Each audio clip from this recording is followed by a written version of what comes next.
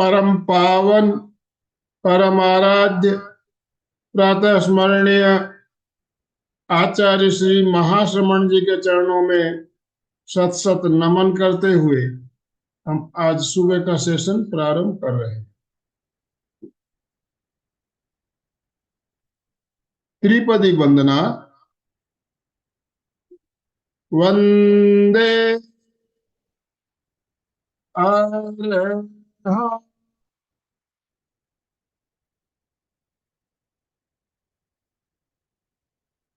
वंदे गुरु परम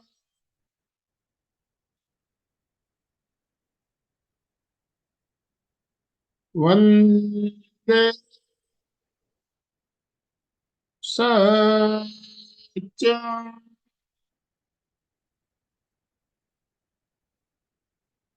सभी साधक साधिकाओं को जय जिनेन्द्र, सुप्रभात, गुड मॉर्निंग, ओम अरहम।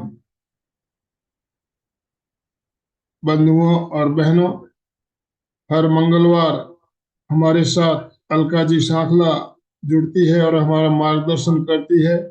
और अभी योग का इतिहास इस विषय पर एक बहुत ही शानदार श्रृंखला चल रही है। योग का इतिहास, उसके बारे में हमने पिछले सप्ताह भी बहुत सी बातें जानी थी।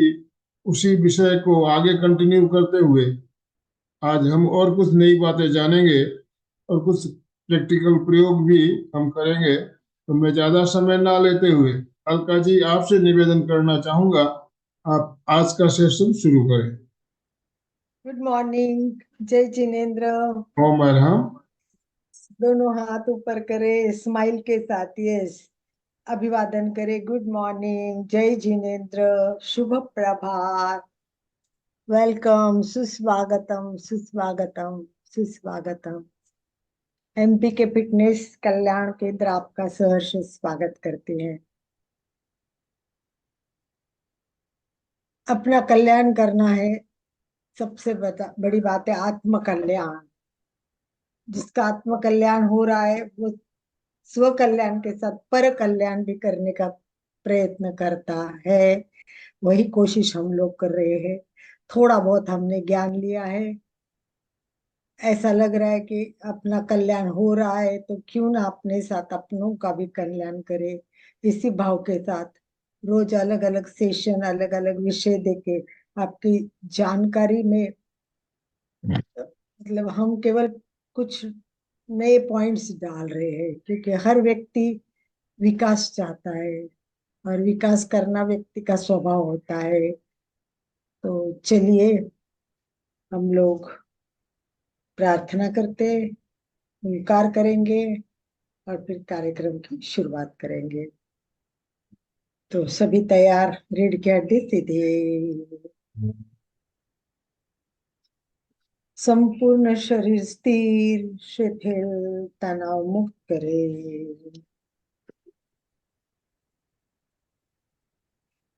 प्रथम मन शांति, प्रसन्नता, एकाग्रता के लिए सारे विचार मन से निकालकर हम शांति का जो स्रोत अपने में बहना बहना चाहिए उसके लिए ओंकार का प्रयोग करेंगे। ओंकार में होने के बाद में सारे विचार कम हो जाएंगे। फिर सभी गुरुओं को याद करेंगे, उनको वंदन करके अपने कार्यक्रम की शुरुआत करेंगे। तो 3 ओंकार के लिए तैयार। रीढ़ की हड्डी सीधी, संपूर्ण शरीर स्थिर, कंधों को भी ढीला छोड़ दो। कई बार मैंने देखा है कि लोग ऐसे बैठ जाते थोड़ा सा, फिर थोड़ा कंधा ढीला छोड़ोगे तो देखना एकदम आराम लगता है। इसलिए संपूर्ण शरीर स्थिर शिथिल तनाव मुक्त करे। उसके साथ में दोनों कंधे शिथिल छोड़े, आंखें कोमलता से बंद, चेहरा शांत, श्वास मंद।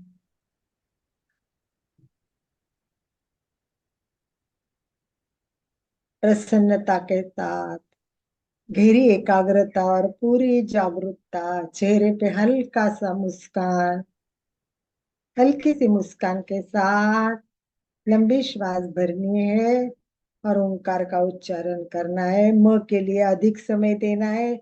जहां ओंकार पूरा होगा वापस लंबी श्वास लेनी है, बीच में श्वास लो ये सूचना नहीं मिलेगी। किसी का लंबा होता है, किसी का छोटा होता है ओंकार, अपने हिसाब से ओंकार करेंगे, परंतु पूरी एकाग्रता, तन्मयता और जागरूकता के साथ श्वास भरे।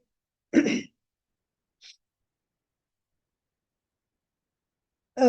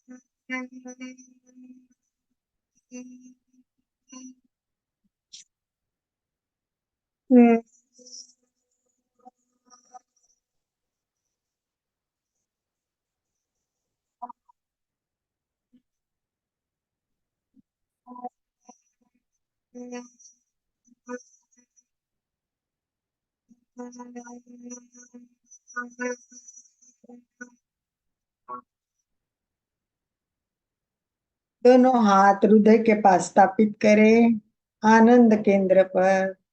आनंद की अनुभूति के साथ एक साथ प्रार्थना करें। गुरुर ब्रह्मा गुरुर विष्णु गुरुर्देवो महेश्वरा, गुरु साक्षात पर ब्रह्म, तस्मै श्री गुरवे नमः। गुरवे नमः। गुरवे नमः। मैं मेरे जीवन को आकार देने वाले सभी गुरुओं को, शैक्षणिक गुरु, जो भी माँ पिता से लेके छोटी छोटी बातों में ज्ञान देने वाले मित्र, परिवार हो, आजू बाजू के व्यक्ति हो, सभी को मैं याद करती हूँ। मेरे योग के गुरु विश्वासराव मंडलिक और पूर्णिमा ताई मंडलिक को भी बहुत याद करती हूँ, जिन्होंने मुझे योगा के जीवन में एक नई जीवन को टर्न देते हुए सुख शांति का राजमार्ग बताया। और उसके बाद आध्यात्मिक गुरु, मुझे अध्यात्म का शौक था, अध्यात्म गुरु की मैं खोज कर रही थी। कई गुरु जीवन में रोज आते ही थे। उन सभी गुरुओं को, जैसे अहमदनगर में स्थानक वासी में बहुत सुंदर एक बड़ा आनंद धाम बना हुआ है, वहां आनंद ऋषि जी थे, तो उन्हीं से जैन धर्म का जीवन में प्रारंभ हुआ। न जाने कितने साध्विया और संतों का मार्गदर्शन मुझे मिलता रहा। वहां से लेकर शादी के बाद अध्यात्म गुरु गुरुदेव तुलसी महाप्रज्ञ, और आज सूरत में जो है वो आचार्य महाश्रमण, सबके चरणों में मैं कोटि कोटि वंदना याद करती हूँ। परम सौभाग्य है कि ऐसे गुरु हमें प्राप्त हुए। भारतीय संस्कृति बहुत इम्पोर्टेंट है। इतना गुरु का आज एक एक को याद करने का कारण हमने देखा, भारतीय संस्कृति में योग जो है वो गुरु परंपरा से आगे बढ़ा है। गुरु परंपरा से वो आगे बढ़ा है, इसीलिए गुरु परंपरा बहुत इम्पोर्टेंट है। और मैंने आपको बताया भी कि मंडूकोपनिषद में पहली बार गुरु शिष्य का प्रारंभिक वर्णन मिलता है।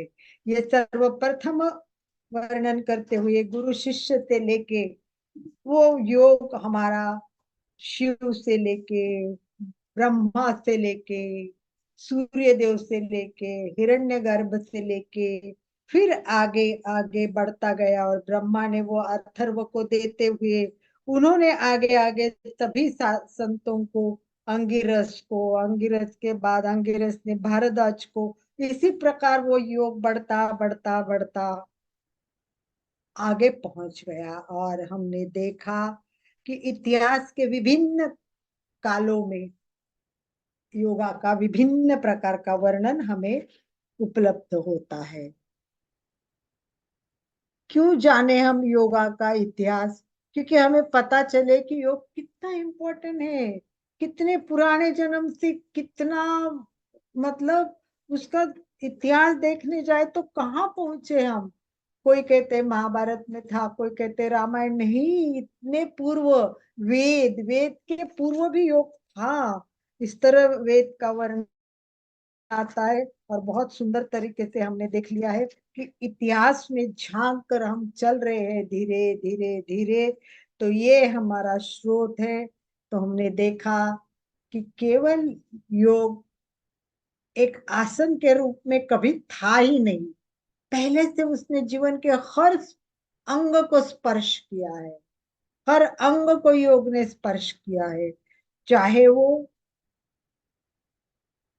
जीवन का रोज का डे टू डे की लाइफ हो, चाहे आध्यात्मिक जीवन हो, चाहे धार्मिक जीवन हो, चाहे संस्कृति हो, चाहे परंपरा हो, हर जगह हमने देखा कि इतिहास में योग था। और योग का प्रारंभ का वर्ड हमने देखा, पहले गुरु हिरण्यगर्भ, वहां से लेके लेके हम मोहनजोदड़ो संस्कृति में उसके कैसे प्रतिमाएं मिलती थी वो भी हमने देख लिया। और वहां से लेके हमने जान लिया कि योग परंपरा है, ये पुरानी है, परंतु योग अत्यंत महत्वपूर्ण है, सार्वभौमिक है और सर्वश्रेष्ठ है। ये महत्वपूर्ण है, सार्वभौमिक है और सर्वश्रेष्ठ है। इसी के कारण इतिहास से निकला हुआ ये योग आज विश्व तक जा पहुंचा है। आज विश्व में योग की पूरी मान्यता प्राप्त हो चुकी है। तो यह प्रवास हुआ कैसे, परंपरा से निकला हुआ योग आगे गया कैसे, ये हम सब देख रहे हैं। तो आज हम देखेंगे कि भले वो 5,000 वर्ष पूर्व हो, 10,000 वर्ष पूर्व हो, शॉर्ट में हम देख लेते हैं कि इस योग का इतिहास के साथ साथ कालों से क्या संपर्क है और उसको क्या नाम है। तो मैंने 4 नाम बताए थे, किसी को याद है तो वो 4 नाम। अभी कम वीडियो ओपन है, परंतु अगर वीडियो में हो, सारिका सेठिया हो, मोना जी हो, अनिल जी हो, स्मिता आ गई है, तो मैंने 4 काल बताए थे। 4 काल अगर आपको याद आते हैं तो कोई क्या मुझे बताएगा कि 4 काल क्या होते हैं, कौन से होते हैं? यस, एनीवन, कोशिश करे कि,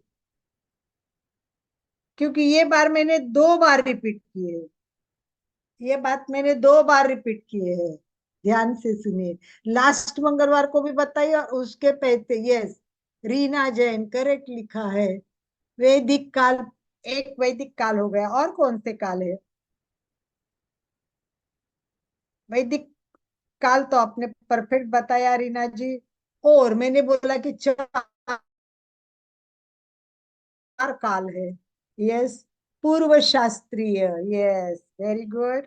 अच्छा लगता है कि जब हम थोड़ा बहुत, यस, काफी अच्छे बता रहे हैं रीना जी। आप म्यूट करके बोलना चाहती है तो अनम्यूट करके भी बोल सकती हो। रीना जैन, अनम्यूट करके भी वो बात कर सकते हो। 4 काल बताने हैं आपको, अनम्यूट करिए अपने आप को और वीडियो ऑन कर दीजिए। रीना जैन बहुत परफेक्ट बता रही है, अच्छा लग रहा है। Recording in progress. यस, आनंद भाई जी दूसरे फोन को भी को होस्ट कर ओम दीजिए। हरम दीदी। यस, हाँ, ओम यस, हरम। ओम अरहम। जी। चार काल है ये योग के इतिहास में आपका। हाँ, पहला सबसे पहला है पूर्व वैदिक युग जिसे हम कहते हैं, या काल भी बोल सकते हैं। पूर्व शास्त्रीय काल, और एक हमारा शास्त्रीय काल होता है, और एक उत्तर शास्त्रीय काल होता है। चार काल। बहुत बढ़िया, बहुत बढ़िया। एक बार रीना जी के लिए ओम अरहम करे। ओम अरहम बहुत अच्छी तरह बताया, very good, very good, yes. करिए जमुना दास भाई, सभी करो, जितने दिख रहे वो तो करे कम से कम। Very good, very good, yes. थोड़ा सा रिलैक्स तो हुए ही नहीं ना, आज तो थोड़ा रिलैक्स भी हो जाएंगे इसके साथ। तो चलिए थोड़ा सा जानते हम वैदिक थैंक काल। You, thank you. Welcome, welcome. तो चलिए थोड़ा सा जानते हैं हम वैदिक काल के बारे में। पहला काल मैंने वैदिक काल। मैंने मैंने दीदी YCB का ना एग्जाम दिया हुआ है 2 साल पहले। अच्छा, जी। वाईसीबी के पुस्तक में ये सब उपलब्ध है। हाँ करेक्ट। जी, हाँ जी, यस, हाँ ये जी। वही मैं कह रही हूँ कि अशोक भी अभी आए हैं। और अशोक आते ही एक वेलकम के साथ में एक बात आपको पूछना चाहूंगी कि अशोक ने कल एक बहुत अच्छी बात की है। बहुत बढ़िया, अच्छा लगा मुझे। सुबह हमने उसकी जानकारी दी थी कि भाई ऐसा ऐसा है, और वो तुरंत अशोक ने उसको क्रियान्वती में स्वरूप दिया। तो याद है मैंने क्या बताया था और क्या किया होगा अशोक ने? कुछ आप आइडिया लगा सकते हो? बताइए दीदी। बताऊं? आपको नहीं याद आया? ठीक है, चलिए मैं बताती हूँ कि कल कल। क्लास में नहीं थे, हाँ हम नहीं थे क्लास में कल। ओके, जो है वो भी शायद कुछ लोगों को याद है। तो आनंद भाई जी, कल मैंने बताया था कि सूरत में 30 अगस्त से लेके 7 अक्टूबर तक अष्ट दिवसीय एक शिविर हो रहा है। सितंबर 30 से लेके 7 अक्टूबर अष्ट दिवसीय शिविर है। और मैंने बोला था बहुत अच्छा है। उसके कुछ वीडियो क्लिप्स में गुरुदेव के और प्रमुख आचार्य जी के भेजे हैं। और आनंद भाई जी ने वो सारे जगह भेज दिए लगता ही है। तो अशोक जी ने तुरंत कल रजिस्ट्रेशन कर लिया। इसका रजिस्ट्रेशन ऑनलाइन है। 7 दिन यही रहना है, 8 दिन घर रहने के लिए परमिशन नहीं है, क्योंकि वो चाहते कि पूरा योग में वातावरण हो। और एक बार शुरू हो गया कि रात दिन योग ही दिमाग मेरे घर जाए, तो मन चेंज होता है, वातावरण चेंज होता है। तो वो ना हो, इसलिए 7 दिन कंप्लीटली वही रहना है, 8 दिन। और साधु संतों के मार्गदर्शन बहुत अच्छा होगा। अशोक जी ने उसमें 5,100 रुपये फी है, वो भर के कर रजिस्ट्रेशन किया। इसलिए एक बार अशोक जी के लिए भी वाह वाह वाह वाह वाह वाह वाह वाह, thank you, thank you, thank you, धन्यवाद। तो आप भी सोचिए, गुरु के सानिध्य में 8 दिन रहने के लिए सूरत में आइए। सूरत बहुत खूबसूरत है। और गुरुदेव का जो चातुर्मास चल रहा है, यहाँ तो स्वर्ग जैसा नजारा है। जहां देखो श्वेत रश्मियों की झलक दिखती है। साधु साध्विया, सैकड़ों साधु साध्वियों का दर्शन साथ में होना, ये भी हमारे भारतीय संस्कृति की परंपरा है। और ये हमारा सौभाग्य है। तो चलिए अशोक जी के वेलकम के साथ हम चलते हैं। चार काल। चार काल में पहला काल वैदिक काल अथवा वैदिक युग भी बोला जाता है। दूसरा पूर्व शास्त्रीय योग। पूर्व शास्त्रीय योग। तीसरा शास्त्रीय योग। और चौथा उत्तर शास्त्रीय योग। बहुत शॉर्ट में जानेंगे ताकि हम कुछ प्रयोग भी अच्छी तरह से कर पाएंगे। हम एक रूल बना देते कि जानकारी सात सात 5 तक ले लेंगे, ज्यादा से ज्यादा 7:15। पहले पहले हम अपनी प्रैक्टिकल भी करेंगे, जितना नॉलेज उतना प्रैक्टिकल भी साथ में। तो पहला काल था वो कौन सा मैंने बताया? वैदिक काल। वैदिक काल की उत्पत्ति कहाँ हो सकती है? तो वो तो वेदों में है। वेदों में है। चलिए 4 वेद आप लोग बता दीजिए। 4 वेद। लिखिए 4 वेद।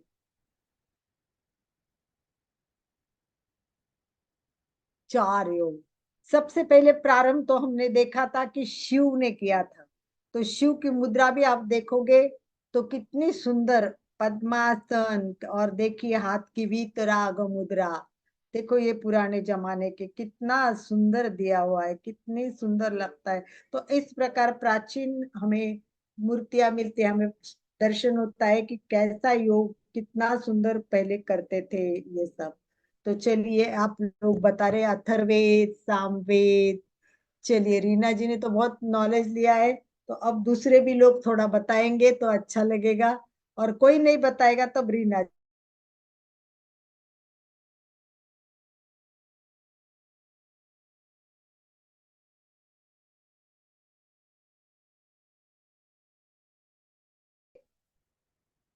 ब्राह्मणों का ये बहुत पवित्र ग्रंथ है, और इसके साथ साथ इसको हिंदू धर्म का आधार स्तंभ भी माना जाता है। वेद में दैवीय शक्ति की उपासना करने वाले पवित्र मंत्र दिए हुए हैं। और अन्य 3 वेद है, वो एक एक वाक्य में मैं उल्लेख करूंगी। यजुर्वेद, यजुर्वेद में ज्ञान था, वो यज्ञ का ज्ञान था।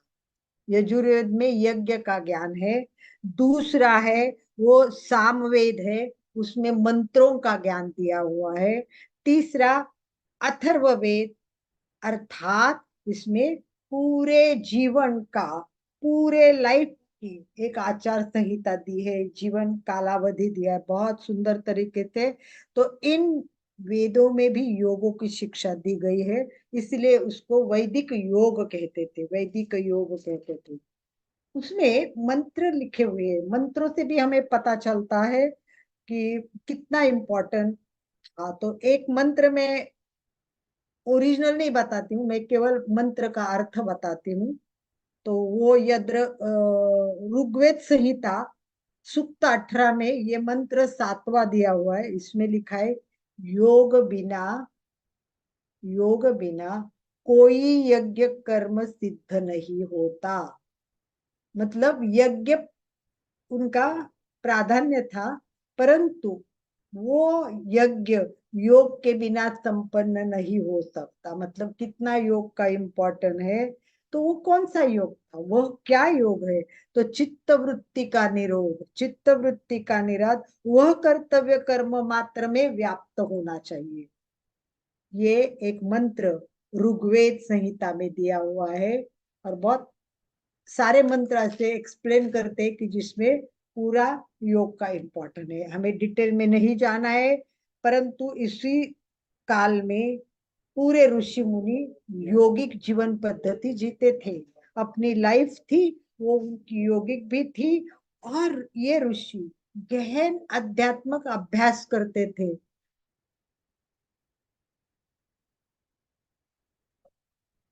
अंजलि जी क्या लिखा है, रीना जी ने पता नहीं चल रहा है। पतंजलि, पतंजलि लिखा है। पतंजलि बहुत बाद में आता है, वो इसमें नहीं आएगा। हम अभी केवल वैदिक काल की बात कर रहे हैं, तो हमारे में पतंजलि अभी नहीं आएगा। जब पतंजलि आएगा तब हम पतंजलि की बात करेंगे।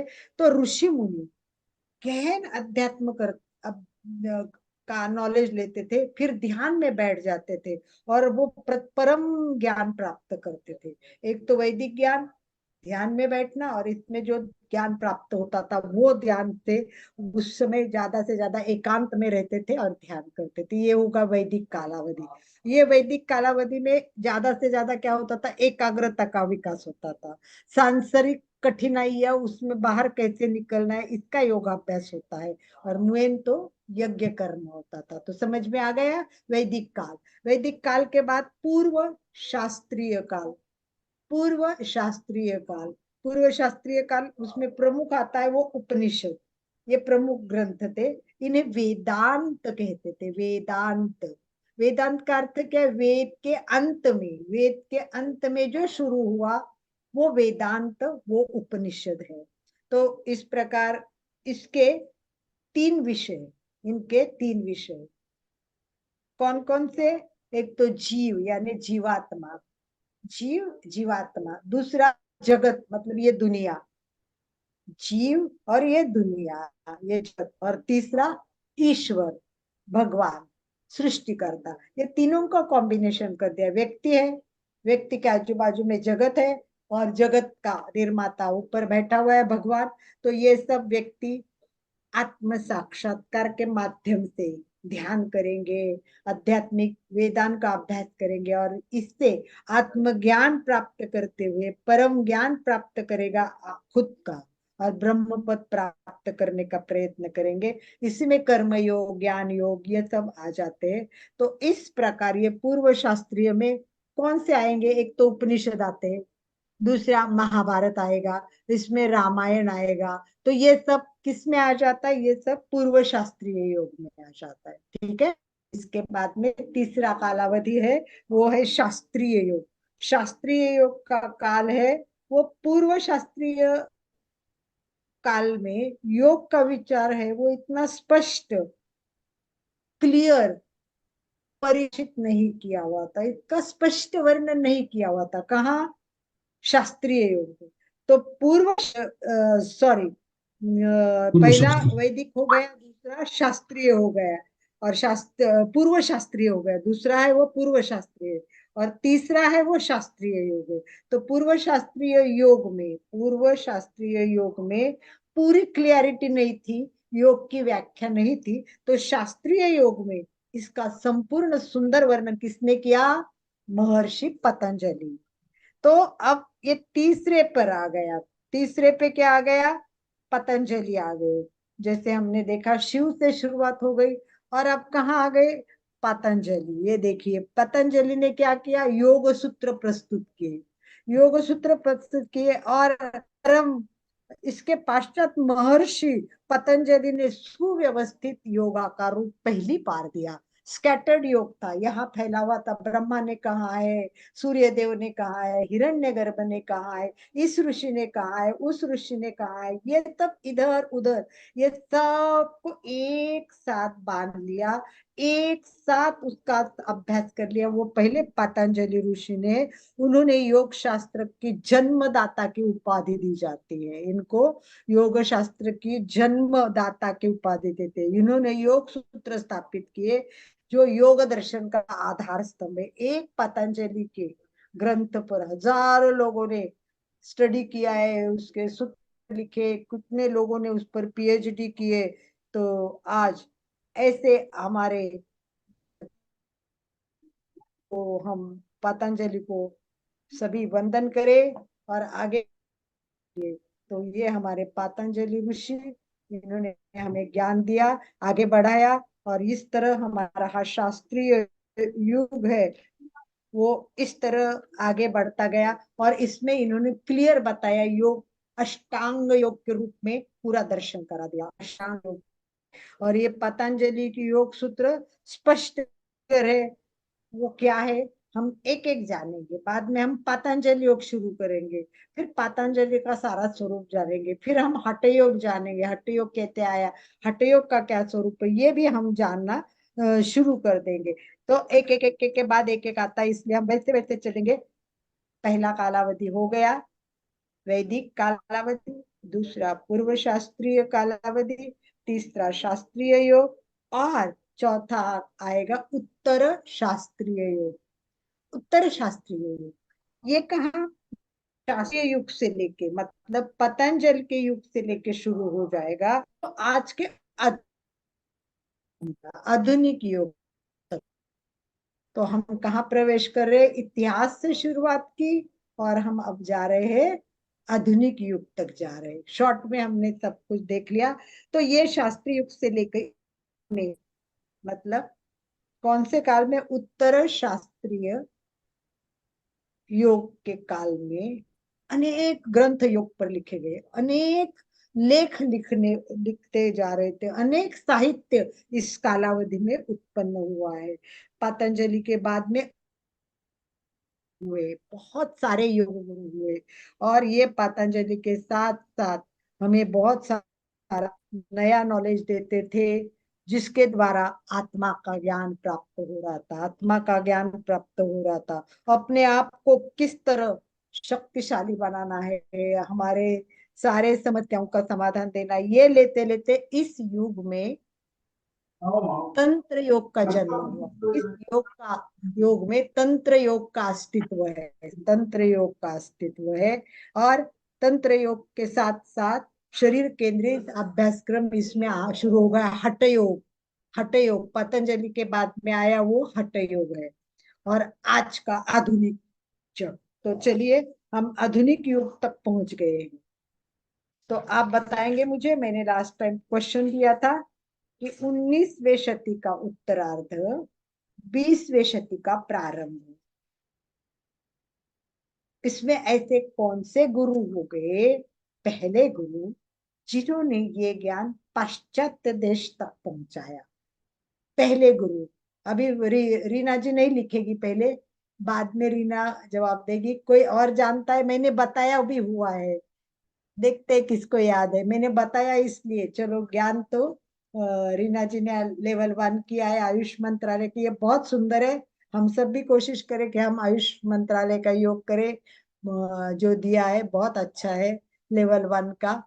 तो एनीवन कि आधुनिक युग में जो गुरु है, पहले कौन से ऐसे गुरु मानेंगे कि जिन्होंने पाश्चात्य तक, आज मधु जी आई नहीं है वरना मधु जी सब लिखती रहती है। अशोक जी याद नहीं है? अशोक जी को नहीं है तो चलिए बता दीजिए रीना जी। रीना जी कोई बताना है? सर्व प्रमुख गुरु कौन से स्वामी थे? स्वामी विवेकानंद स्वामी जी, बताइए, जिन्होंने हाँ, विवेकानंद के बारे में बताइए, कब उन्होंने ये पहला इंट्रोड्यूस किया? उन्होंने ये याद करीब कुछ 1893 में के राइट करीब। राइट राइट, 1893 में पहली बार अमेरिका में, जी, शिकागो, शिकागो, शिकागो। शिकागो में कौन से सम्मेलन में गए थे? विश्व धर्म सम्मेलन, जी, विश्व धर्म सम्मेलन में गए थे। और विश्व धर्म सम्मेलन में उन्होंने सबसे पहले ये बात बता के लोगों को इतना आकर्षित किया था, इतना आकर्षित किया था। और उसके बाद अशोक जी मैंने बोला था कि आप थोड़ा सा स्टडी करके आइए कि आधुनिक में कौन कौन से ऐसे गुरु है कि जो हमें नॉलेज देते। इतना रोक के तो हम पतंजलि से शुरुआत करके आगे जा रहे। पतंजलि है कि जिन्होंने योग सूत्र दिया है, सबसे पहले पतंजलि का योग सूत्र हमारे सामने प्रस्तुत हुआ। और उसके बाद में हमें विवेकानंद तक पहुंचे हैं। और बताइए आप कि और कौन से एक ऐसे, एक बीके एस आयंगर, आयंगर हाँ जी हैं, बीके एस आयंगर। वो बाद में आए, उसके पहले एक चाहिए मुझे। अच्छा, टी कृष्णामाचार्य, टी कृष्णामाचार्य अष्टांग योग के बारे में उन्होंने बताया। उसके बाद अयंगर, अयंगर पूना में थे और उन्होंने योग को बहुत आगे लाया। उनके बाद में स्वामी शिवानंद, उसके बाद में जी, योगेंद्र जी, उसके बाद में स्वामी कैवल्यानंद जी, कैवल्य धाम हेल्थ सेंटर इंस्टीट्यूट है।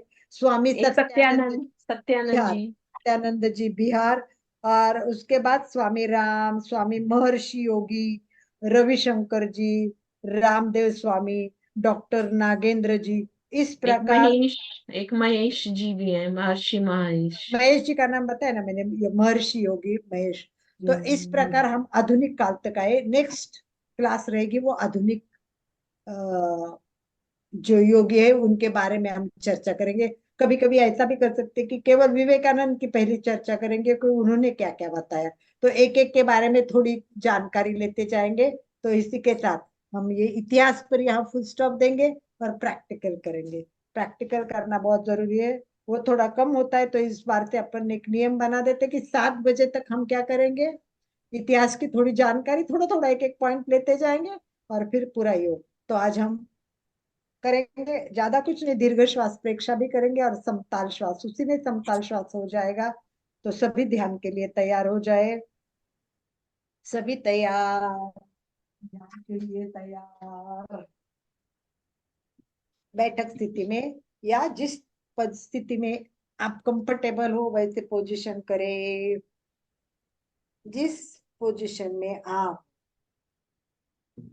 लंबे समय तक सुविधा पूर्वक स्थिरता से बैठ सकते, ऐसे आसन का चुनाव करें।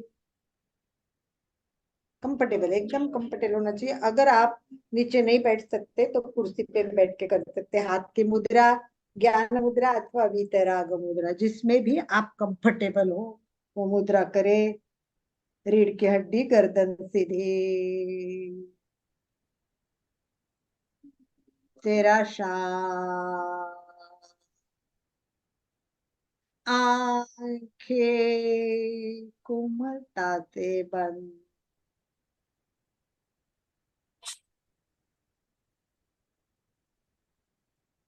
कोई भी आसन, पद्मासन, अर्ध पद्मासन, वज्रासन, सुखासन, कुर्सी पे बैठे, नहीं बैठे तो सोफा पे बैठे, जहां बैठना है बैठे। और हाथ की पोजीशन भी ज्ञान मुद्रा अथवा वितराग मुद्रा। और उसमें कंफर्टेबल ना हो तो जिस स्थिति में, आसन में आप कंफर्टेबल हो वैसे भी आप बैठ सकते हो। चेहरा शांत, श्वास मन।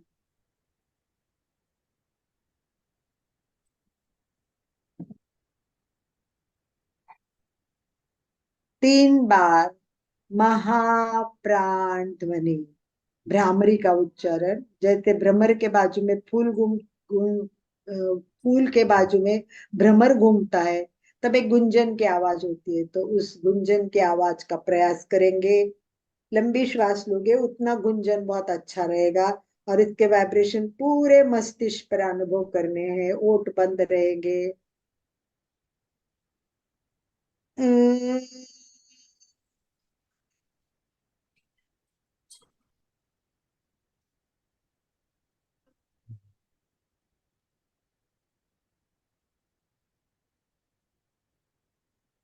हम्म,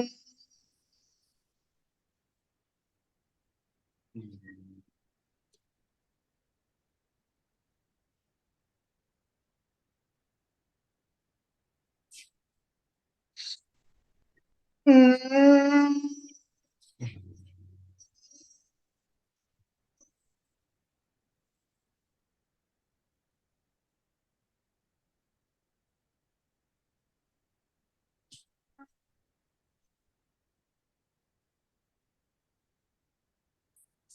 Some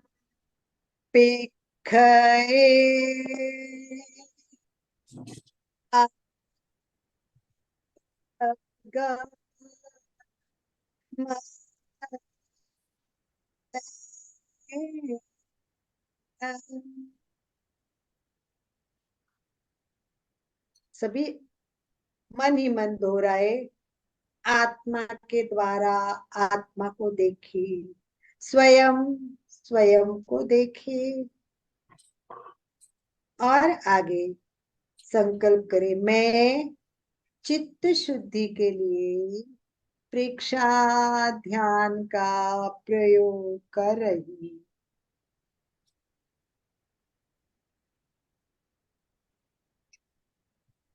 ध्यान का पहला चरण कायोत्सर्ग, अर्थात काय प्लस उत्सर्ग, यानी शरीर का शिथिलीकरण एवं जागरूकता। जागरूकता के साथ प्रत्येक अवयव पर जाना है, शिथिलता का सुझाव देना है एवं शिथिलता का अनुभव करना है। पूरा शरीर, पहले तो आप पूरा शरीर स्थिर शिथिल तनाव मुक्त करे।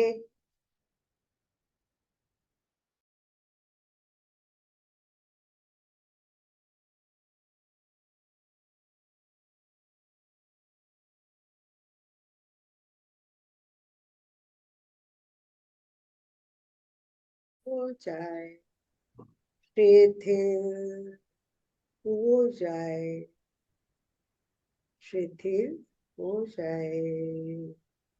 छोड़ दो शरीर को, धीरे धीरे शिथिल छोड़े। अनुभव करे प्रत्येक अवयव शिथिल हो रहा है। बंद आंखों से अवयव ध्यान करे, प्रत्येक अवयव पर जाए और उसको शिथिल करने का अनुभव करे, सूचना दे कि शिथिल हो जाए, शिथिल हो जाए, शिथिल हो जाए। छोड़ दो, शरीर मेरा नहीं है, मैं शरीर नहीं हूं, मैं आत्मा हूं। पूरा शरीर शिथिल हो गया है, शिथिल, शिथिल। वाह, शिथिल अनुभव करे, पूरी शिथिलता, तनाव मुक्ति। प्रतिमा के भांति स्थिर अडोल, कोई हलन चलन ना करे। ध्यान का अगला चरण, दीर्घ श्वास प्रेक्षा और समताल श्वास प्रेक्षा। अभी हम जो श्वास ले रहे हैं वो श्वास नॉर्मल है, वो आती रहती है, जाती रहती है, हम ध्यान दे या ना दे, ये नॉर्मल श्वास है। अब हमें श्वास की ओर ध्यान देना है, पूरा ध्यान श्वास पर केंद्रित करें।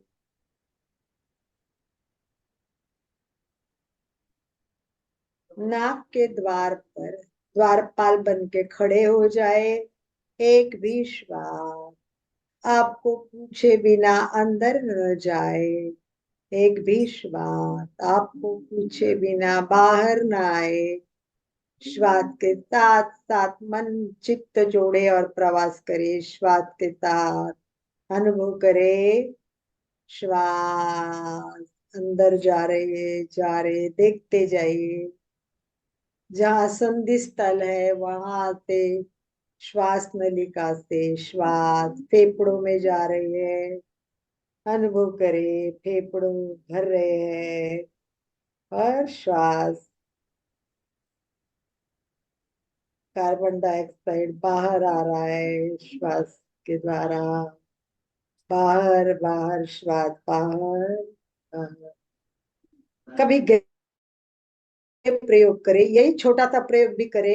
इसमें श्वास जाते समय हल्की सी ठंडा लगेगा, जैसे अंदर जाके प्रक्रिया होके बाहर आएगा, ऑक्सीजन अंदर जाके कार्बन डाइऑक्साइड बाहर आके निकलता है, तब नाक के द्वार पे हल्का सा निवयापन, गर्मपन महसूस होना चाहिए। इतना गहराई से आपको ये प्रयोग 10-10 मिनट कम से करके देखना है। कहते हैं कि श्वास को रंग है, श्वास है, गंध है, सब कुछ है। जितनी गहराई में जाएंगे, श्वास के सारे जो अनुभव है वो आपको आएंगे। श्वास आ रही है, श्वास जा रही है। अब हम करेंगे दूसरा प्रयोग, प्रयत्न पूर्वक श्वास लेना है, यानी दीर्घ श्वास लेना है। लंबा श्वास ले और धीरे धीरे धीरे श्वास छोड़े। ये श्वास का दूसरा प्रकार है। प्रयत्न पूर्वक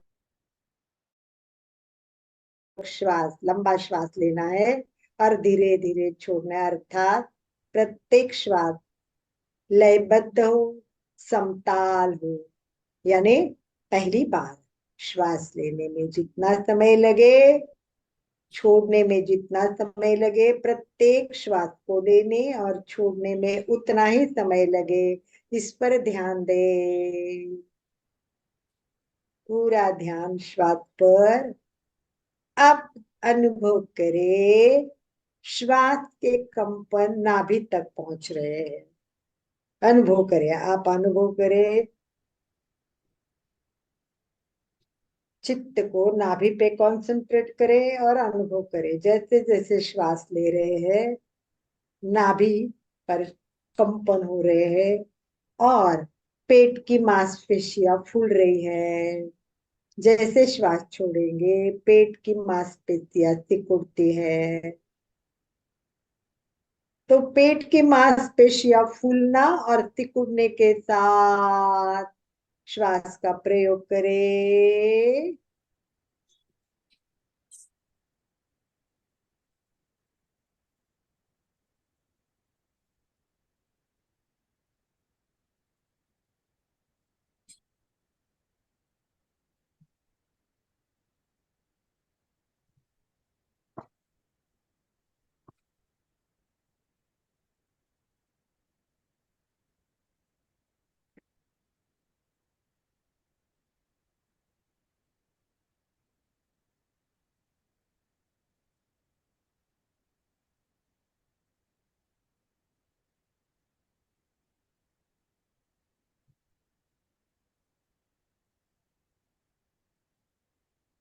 पेट के फूलने और सिकुड़ने के साथ प्रयोग करें।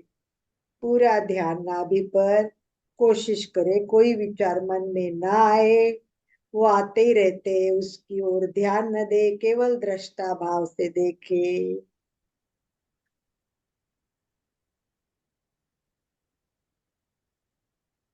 आते जाते प्रत्येक श्वास को देखे।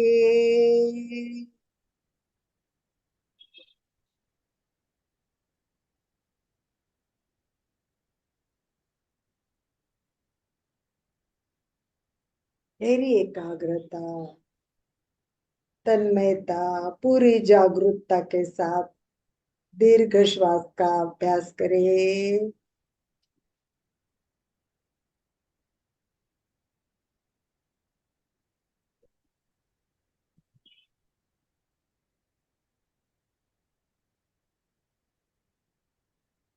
इसके साथ 5 मिनट हम आज समताल श्वास परीक्षा का अभ्यास करेंगे।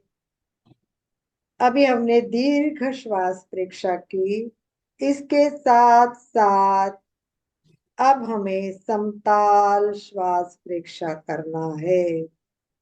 इसमें और समताल श्वास में ये फर्क है, अभी हम श्वास ले रहे थे और छोड़ रहे थे।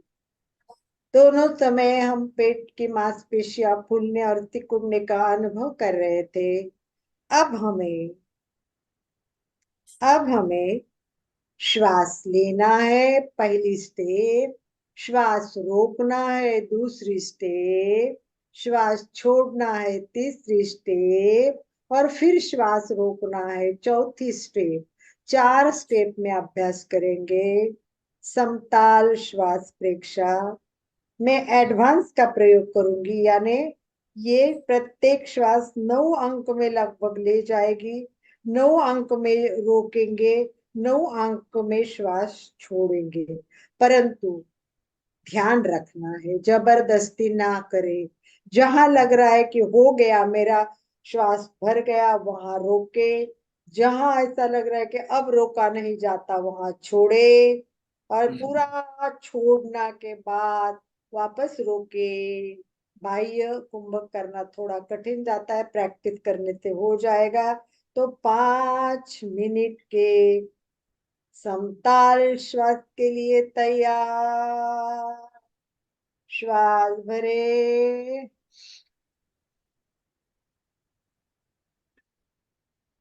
भरते जाइए जितना हो सके। Inhale, hold, breathe inside. श्वास अंदर रोके, अंतः कुंभक छोड़े।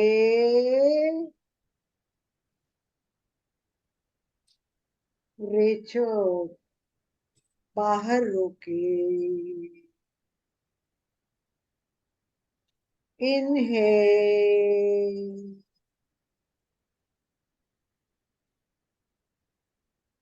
hold, breathe inside. Exhale.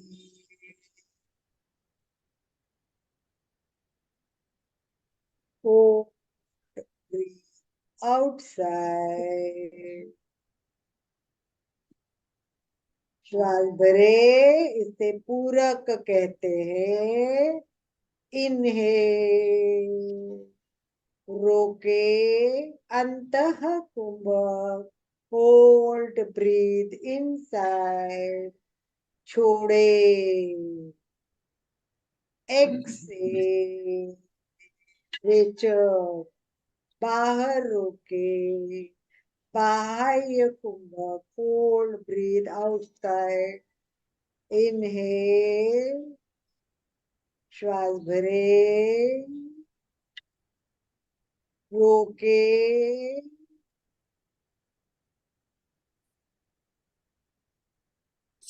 छोड़े।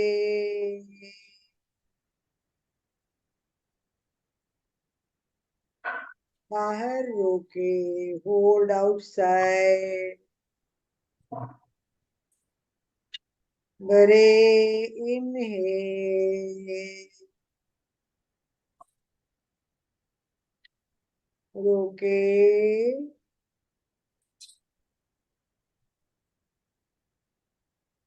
छोड़े,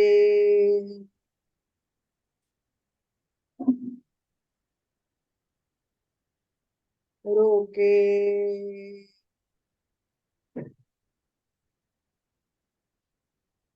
भरे, श्वास भरे। अब थोड़ा अनुभव प्राण के साथ करना है नेक्स्ट राउंड में। श्वास रोके,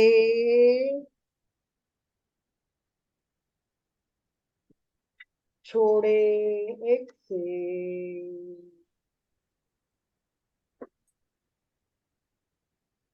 रोके, बाह्य कुंभ,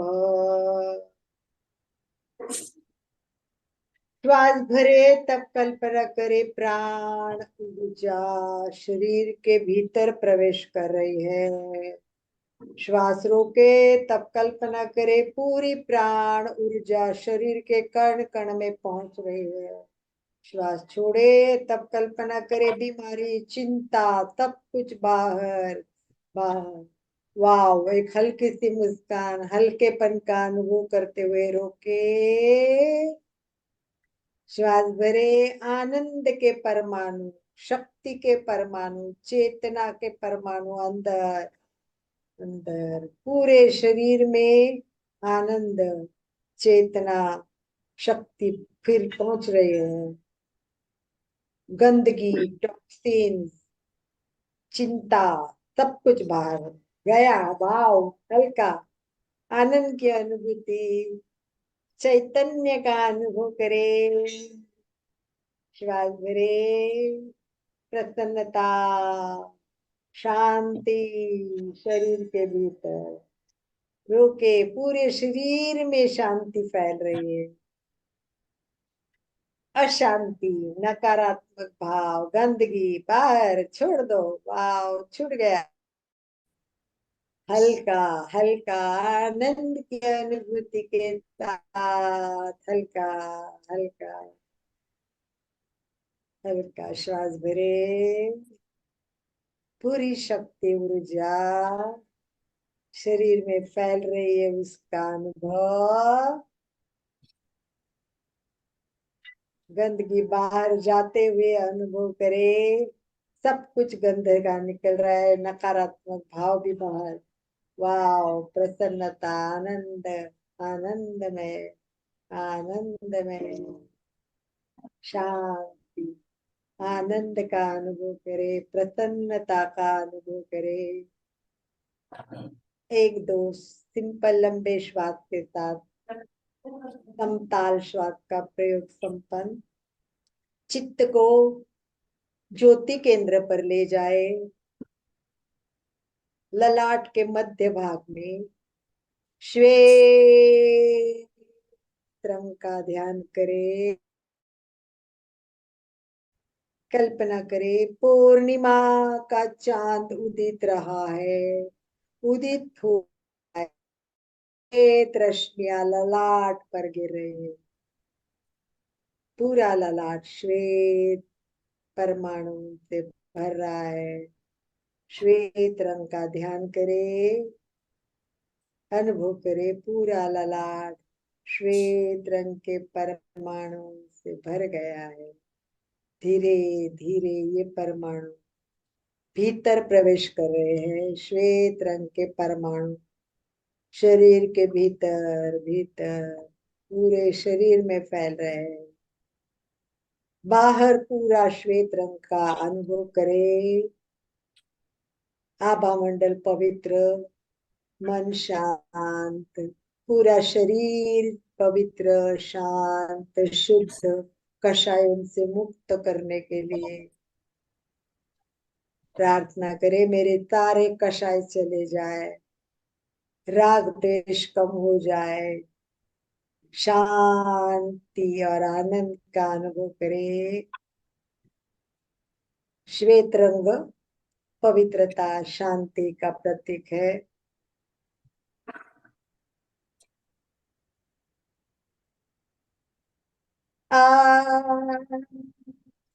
पहना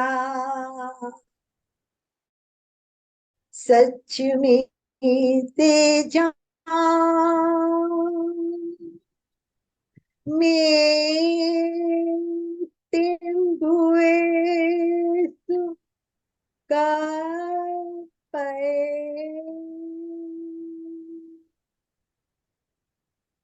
स्वयं सत्य खोजे, सबके साथ मैत्री करे,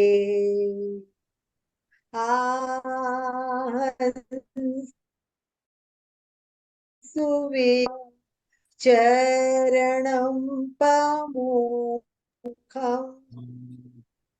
दुख मुक्ति के लिए विद्या और आचार का अनुशीलन करें। दोनों हाथ नमस्कार स्थिति में हृदय के सामने स्थापित करें।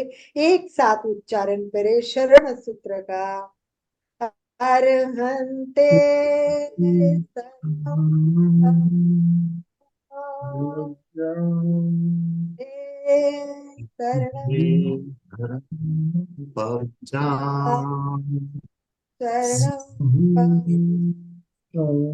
केवली पन्नतम धम्मं शरणं प्रवज्झामि।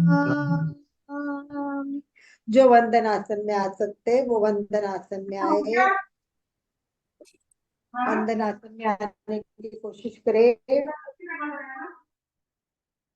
और वंदनासन में आते हुए श्वास भरे। वंदे पूरे झुकते हुए सज्जन